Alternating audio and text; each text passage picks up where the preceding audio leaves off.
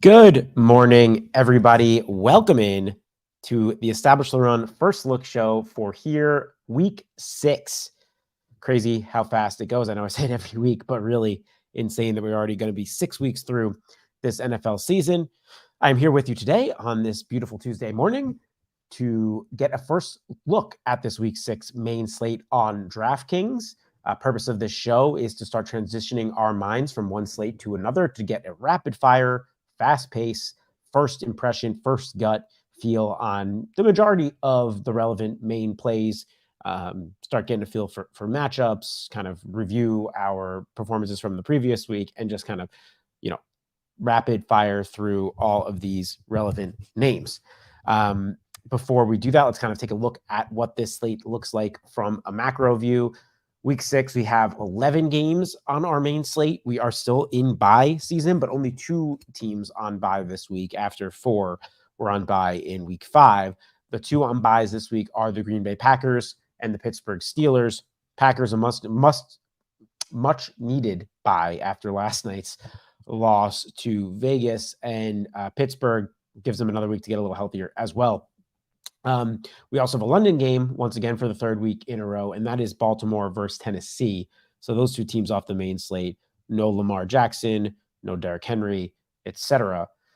If you go to Thursday night, we also have a big one for players off the slate, and that is because the Kansas City Chiefs are in primetime hosting the Denver Broncos. So neither the Broncos nor the Chiefs on the main slate. Sunday night, the NFL gods have once again blessed us with my New York Football Giants in prime time, which God have mercy on everybody, against the Buffalo Bills. So no, the Giants less consequential, the Bills plenty of consequence. Once again, not on the main slate for Josh Allen or Stephon Diggs. And then on Monday night, once again, we get the Cowboys 2 weeks in a row for prime time as well. Cowboys and Chargers. So Chargers coming off the bye, 2 very big fantasy offenses. So a lot of big-time fantasy guys off the slate, and that's not even talking about some of the injuries that we'll get into for some of the high-priced guys that are also not going to be playing. So I think there's going to be plenty of value on this slate, which will be, for a very interesting, on this 11-gamer with some high-profile teams off the slate, where that chalk condenses. We'll kind of break that down throughout the week for you. But it's going to be an intriguing one for sure. Other stuff to talk about, we do not have any on initial Vegas totals. We have not one on the main slate that has a 50-point or better over under. And in fact, nothing over 48.5. We have 2 48.5 games. That's the Cardinals and Rams. I don't think anyone thought that NFC West matchup would be close to a 50-point total just a couple of weeks ago. But there we are, 48.5 in Cardinals Rams, and then also 48.5 in Panthers Dolphins. And I really do think we're at the point with Miami that any game that they're on a main slate or any slate, really, we're probably creeping up closer to 50 points on a team total just for how prolific that offense is on one side. Everything else really between like 38 and 45, like nothing crazy on this one. Team total wise, though, the Dolphins do have by far the highest team total, 30.5 projected. That seems to be 2 weeks in a row, and 2 weeks in a row that they're basically 2 touchdown favorites against the Giants last week. They were nearly 14-point favorites. They're nearly 14-point favorites here at home against Carolina as well, and they have a 30.5-point team total. That is the type of team total you cannot ignore. The Rams are the next highest team total, 27.5. Then you got the Jaguars, 25.5, the Eagles, 24.5. So not that much firepower on this main slate outside of maybe Miami. So that'll be an interesting one to break down as well. There is some value here, as I mentioned. So let's start with quarterback. Jalen Hurts is our only over 8K quarterback on the slate with no Josh Allen, no Patrick Mahomes.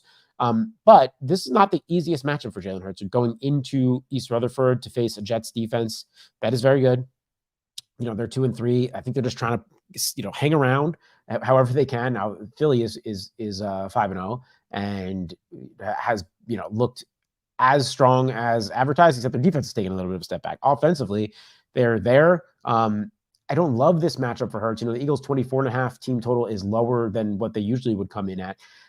I'm curious to see where his ownership comes in at, because it's definitely not the most natural spot against the Jets pass defense on the road. But, it's just right down 95. There'll be plenty of Eagles fans in attendance. It's more about the matchup itself for this one. I don't think it's a bad play by any means, but I do like the 2 guys right underneath him better this week, especially when you take a look at salary discount, and that is Tua Tagovailoa at home against the Panthers. We just saw what Jared Goff did at home against the same team.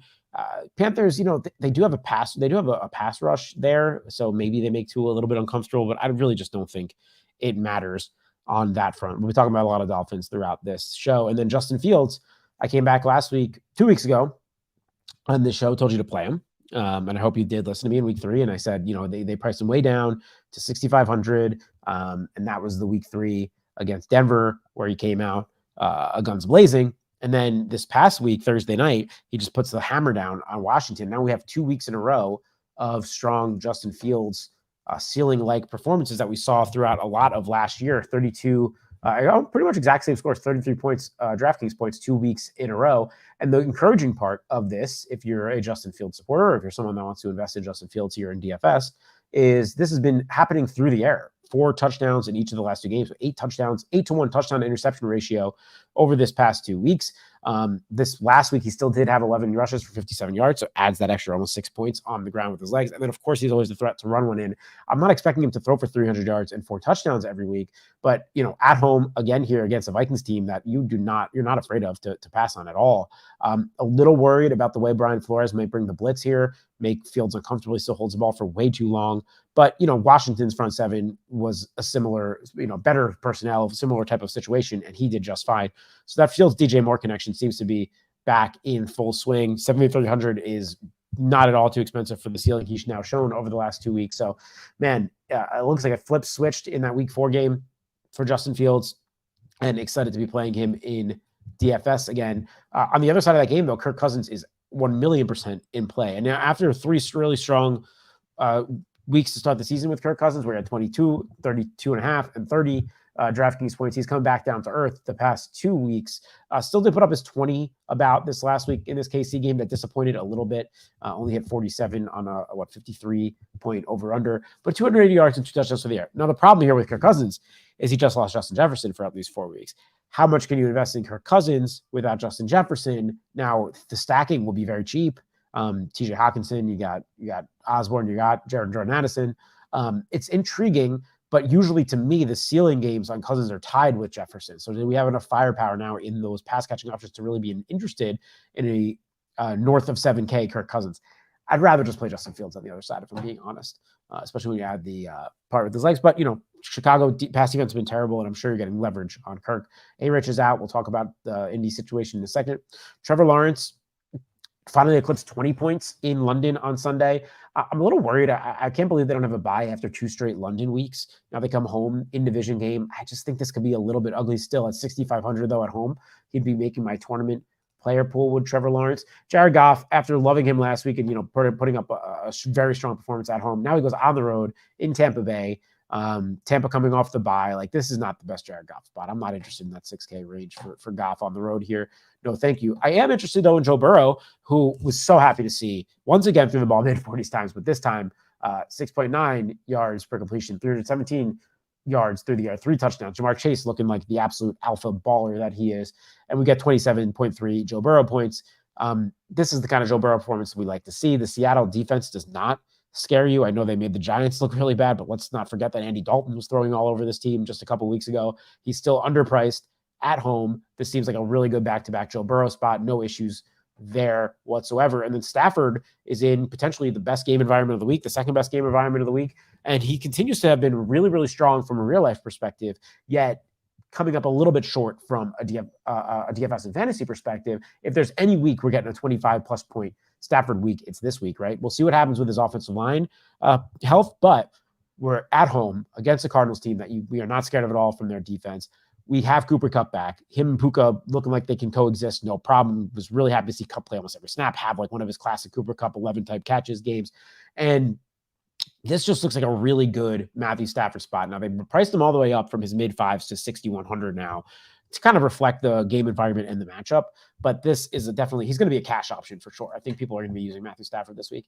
After that, though, I'm really not too interested in these 5K range quarterbacks. Like CJ Stroud's up to 6K against New Orleans, difficult defense. Deshaun and Purdy kind of cancel each other out to me in that game if Deshaun even plays. But I want to invest in the Niners, but now they're coming off that big win. Now they go into Cleveland to a really tough defense. He's okay. I just don't know if I love any of these mid 5K quarterbacks. I guess Josh Dobbs, you can get some leverage on Stafford on the other side of that game, still throwing the ball like crazy, has been solid in that cheap 5K tier. Desmond Ridder was actually the optimal quarterback last week. So do with that what you will. He gets an Atlanta team that Justin Fields just made look silly. I am skeptical to go back to that, but listen, he was optimal at 4.9. He's only 5 and they're at home. But I probably want Gardner Minshew if I'm playing in that really, really cheap tier. I don't know. These guys are, it's a tough spot. The Minshew matchup does not really scare you, though, going down to Florida in the nice weather, presumably against a Jags team that has not been great at stopping the pass so far this year. So I guess if you're really looking to pay down, you got Dobbs, you got Ritter, you got Minshew. I guess they're guys you can consider, but it's thin to me. Let's go over to running back. I mentioned last week, Christian McCaffrey was off the main slate. Was curious to see what they would price him back up when he came back on, and just $300 more than his last time on the main slate. It was $9,200, and just 51.7 points. Coming off back-to-back tough matchups, though, right? Had Dallas in week 5, now gets Cleveland in week 6. Still was fine against Dallas, was not efficient on the ground, but found the end zone, and then they just didn't need him to do much, right? Because they were just so in control of that game. At 9,500, I do think that people will still find their way up to him, especially with no Jefferson on this slate.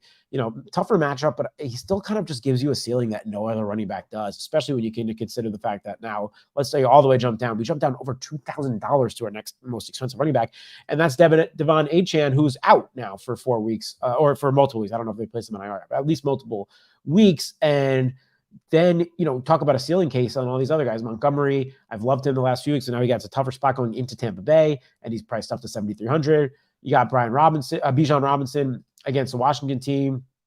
I don't mind that play at 7,200. He's $500 cheaper than he was. ETN's coming off a huge game in London, almost 40 points against an Indianapolis team here.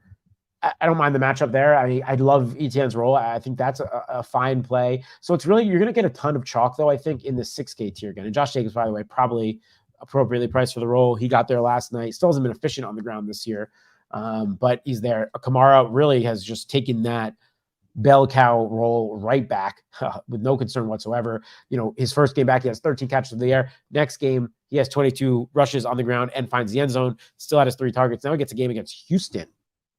He was in consideration for my cover boy for this video. I mean, it's a really good spot for Alvin Kamara for sure.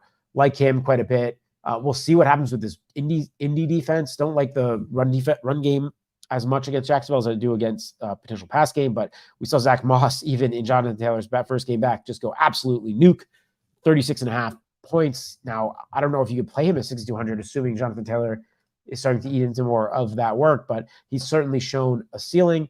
You got Kenneth Walker in potential correlation if you want to get into some Bengals stuff. I don't hate that. Kieran Williams gets priced down from 67 to 65 now, and a much easier matchup with the Cardinals, so he's going to be probably chalky and in play for cash games as well. And then, of course, you have Raheem Mostert. Now, he was the cover boy I made for this video because Carolina has not been able to stop the run whatsoever. They overcommit a little bit, decent pass rush, but have not been able to stop the run. We saw that once again with David Montgomery. And now Devon Achane is out. We are going to get Jeff Wilson back, but I got to imagine in his first game back that he is really just going to be a change of pace guy. So who could have thunk it that like the 31-year-old, 32, however old Raheem Mostert is at this point, Raheem Mostert is going to be the healthiest guy on this roster. And he's just so perfect right now for what this offense is doing is the way the run game opens up. He scored again, another 6.5 yards a carry. And now without that threat of the 1A, 1B, or even if he was becoming the number 2 behind Achane at 6,400, like I'd imagine he's going to be a real cash game option, probably really chalky in that mid 6K tier. So because we only have that 190,500 running back and all these mid 6K guys, I got DeAndre Swift against a Jets team that has given up plenty on the ground. We just saw Jaleel McLaughlin go off against them. Breece Hall on the other side of that game is only 6K. Joe Mixon, only 6,300. Who's not been efficient, but role remains really, really strong for Cincinnati. James Conner is going to be out, so there's going to be some value in Arizona. We'll get down to there in a minute. Madison in that Minnesota-Chicago game. Ton of options. I feel like this whole like high 5s through high 6s is going to be super chalky in it. And kind of where that. So when this whole range becomes chalk, it doesn't mean that it's all bad chalk. It's kind of figuring out what is the good chalk. And Zach Moss ended up being a great pivot last week. No one was going to get there, I don't think, at 5,800, but it was a great pivot. So finding those pivots will be critical. We'll see if Jahmyr Gibbs is back for Detroit. Brian Robinson gets a tough matchup going into Atlanta.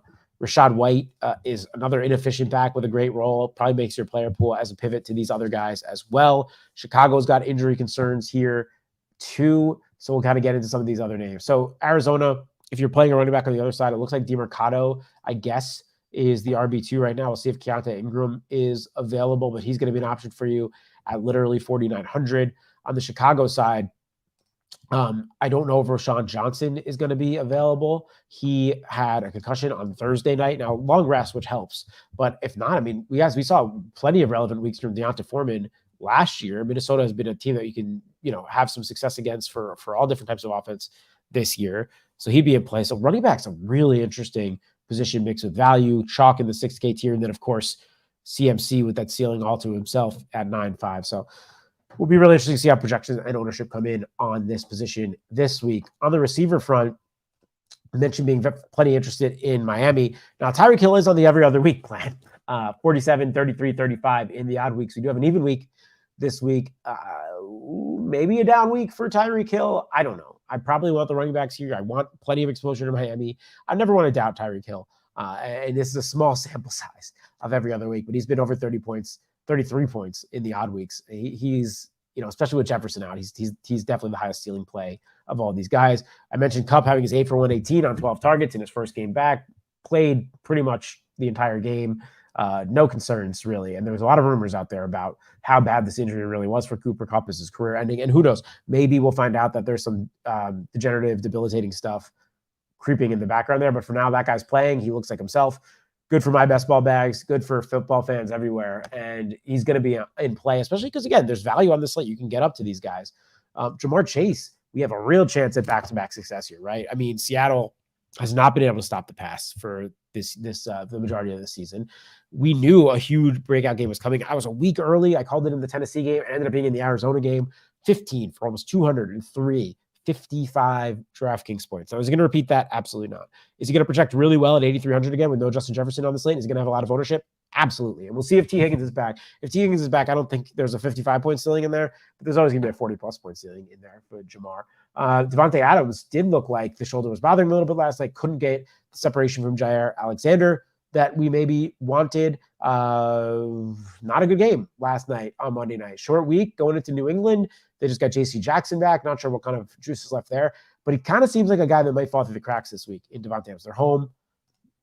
I would have no issues just investing in Adams. Puka, I mentioned that him and Cooper can coexist. I'd imagine he's going to be someone that starts to really fall through the cracks. They price him up even higher to 8K now, and he's dealing with Cooper Kupp competition. That's like a large field GPP play because I can't imagine people are going to really play him. A.J. Brown's going to deal with Sauce Gardner this week. Do with that what you will. Amon-Ra was surprisingly doubtful and then out last week. Goes into Tampa. Anytime he's on a slate and under 8K, I'm interested. We still haven't had a massive game. Maybe he gets healthier this week. I hope he plays. I think that's an interesting tournament option for sure. I like Jalen Waddle again, and I'm going to keep liking him. 10 targets was great to see. Found the end zone.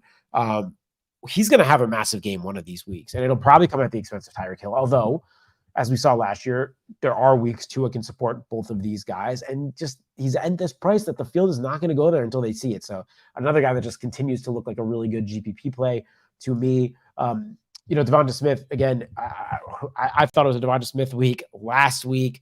Didn't really see much from him or A.J. Brown in a solid matchup with the Rams. Again, both him and A.J. Brown probably fall through the cracks a little bit here for the Jets, unless Hurts ownership gets up there. Maybe he carries them a little bit, but I am not expecting that too much. Was happy to see Calvin Ridley get back into that kind of wide receiver one usage profile at that 7-1-22 in London. I like this spot for him against Indianapolis. We just saw DeAndre Hopkins in a very similar role have a really strong week. Really like Calvin Ridley quite a bit. I think Trevor Lawrence, Calvin Ridley stacks might be sneaky for you this week. Metcalf on the other side of Cincy stuff, both him and Lockett are fine. Olave, definitely been a disappointing start to the year. I know he had 20 points in 2 of his first 3 games, which is fine, but this is a guy with second round fantasy pedigree for season long. And, the good news is for DFS, that disappointment of the last couple of weeks has priced him down to 6,600, and he gets a matchup with the Texans here. Very interesting player to invest in. Very curious how he projects and what his ownership looks like this week. Kind of interested in him, though, especially because they move him all over the field. Interesting play. DJ Moore, man. I know we had our spreadsheet socialists on our end capitulating on DJ Moore. 3 of the 4 games as a Bear over 100 yards. The last 2 weeks, 19 combined targets, over 350 combined yards, and 4 touchdowns. I mean, absolute monster stuff. He's going to have ownership. Him and Justin Fields are going to be popular this week, but you can understand why wanting to go to that stack. Absolutely. And he's underpriced probably at 6,500. Mentioned Higgins. If he's back, I'd throw some darts, but I'd be a little worried he's limited. Ayuk gets a Cleveland team. It's a tougher matchup. He's kind of on the every other week plan though as well. So maybe this is a big week for Ayuk. Going down to Garrett Wilson against Eagles. Like that matchup doesn't scare you the way it used to, right? We just saw what both Kupp and Nakua did to this Eagles team. They cannot stop the pass very well right now. The front seven's still very strong. We'll see. I mean, the Jets just lost Elijah Vera Tucker. Like, I don't know if I necessarily believe in Zach Wilson against this Eagles pass defense. Like, I don't want to invest in this group in spades, but it isn't a spot that I'm totally shying away from either. Adam freaking Thielen, man. Old man, 33, just breaking the age model left and right. He's had 30 points over 2 of the last 3 weeks. Like, I thought that 11 for 145 game was a product of Andy Dalton. Apparently not, because he got 11 for 107 against Detroit. Now he gets a great game environment against the Dolphins in Miami, where they're going to be playing catch up. Like, how, he's under 6K. They priced him up $800, but optimizers are going to like him, I'd imagine. Like, he's got to be projecting well. This is a very impressive stuff that we're seeing out of Adam Thielen. And listen, credit to the Panthers. They went and paid him. He's producing. I'm curious to see where he comes in. Again, game environment. I probably want him in correlation. Like, I like him as a bring back on the other stuff. I don't know if I believe in it enough to have him as a one-off play when he's like more expensive than guys like Amari Cooper and Jacoby Myers and now Jordan Addison, who will probably be chalky. But in correlation, he makes a ton of sense. Myers gets the revenge game, was really good last night, 7 on 10 targets for 75 yards and a touchdown. I like him at home. And then I really want to see how this Vikings ownership shakes out, because all of a sudden, Jordan Addison is their most talented receiver. I guess KJ Osborne is their de facto wide receiver 1, considering he's still running ahead of Addison. But Addison's definitely going to be the guy that I think catches the most steam here, and for a good reason. I mean, he's going to be way underpriced without having Justin Jefferson there. So he's going to be somebody to consider. Lockett's too cheap at 57. Nico Collins is too cheap at 56. Christian Kirk's probably too cheap at 54. Like, this whole range, still DraftKings is slow to adjust here. Tank Dell, they bring up from 48 to 5. He's going to deal with concussion. We'll see if he plays. Everything under that, let's talk in cheap wide receiver volume this week. All I'll say is KJ Osborne will be present on that article for sure. Check it out at establishthерun.com. All right. Going to tight end, I also think TJ Hawkinson will be incredibly popular. We just saw Logan Thomas last Thursday night against his team look like he's turning back the clock. And TJ Hawkinson is a guy that's been demanding targets, and now has no Justin Jefferson. We might get like an 18-target game out of TJ Hawkinson here or one of these weeks. So he's going to be a popular and, for good reason, the highest ceiling tight end on the week. Sam Laporta continues his great rookie season. Had another 2 touchdowns this week at chalk. Looked like a good play. I doubt George Kittle's going back-to-back monster weeks here. Had 3 touchdowns against Dallas, but it was just on basically 4 targets. So ran really, really hot with the touchdown stuff. Now he goes into Cleveland. I like Kittle for tournaments because, any week he can have one of those monster games. I don't know if it's happening back-to-back weeks against Cleveland. Dallas Goedert, though, finally, we were waiting on the big Goddard game. We got it in week 5, 8 for 117 and a touchdown, 28 points. That's kind of the scores you usually need at tight end for sure. So hopefully he's kind of hitting, we mentioned the Rams did a good job taking out A.J. Brown and Devonta Smith, or A.J. Brown still did okay, but did a good job taking out Devonta Smith. Goddard was definitely the beneficiary of those receivers kind of just being mediocre or subpar. Now he gets a Jets team that has definitely struggled against the tight end, so I don't mind that. They priced him up to 4,800. Komet seems to do well when Justin Fields does well, so he should be in your pool definitely when you are attacking field stuff. And then after that, we just have the same hodgepodge of mid 3Ks to low 4K receiver tight ends that you can make an argument for. A lot of it's matchup based. A lot of it's depending on what of their players are available. Kyle Pitts was 3,300 last week. Did finally have a 7 for 87 game on 11 targets. We mentioned Ritter was competent.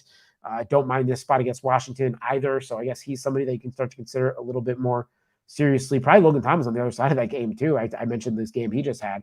Very firmly established. As much as I wanted to be Cole Turner because I believe in the talent there, he's very established as that tight end 1. And then you can take some darts on some low 3K guys. All right, that's all I got for you this week. Hope you enjoyed that rapid fire first look at this week 6 slate. It's going to be an interesting one because it's a lot of ugly environments. Going to be some chalk condensing once again. So we'll have it all broken down for you. Team by team pod coming later today with Adam and Evan. And everything else on establishthерun.com. Be sure to check it out. If you are not a subscriber, please do at the very least like this video. Throw a subscribe on the Establish the Run channel. Helps out a lot, but can't encourage you enough to check out everything that's going on at Establish the Run. Or if you're an NBA head like myself, Establish the Run NBA DraftKit is live. We were gearing up for another great ETR NBA season for props, for DFS, for fantasy. I'm a proud member of that team and can't recommend it enough. So go to establishtheRun.com and check out the NBA tab for everything you need to know there.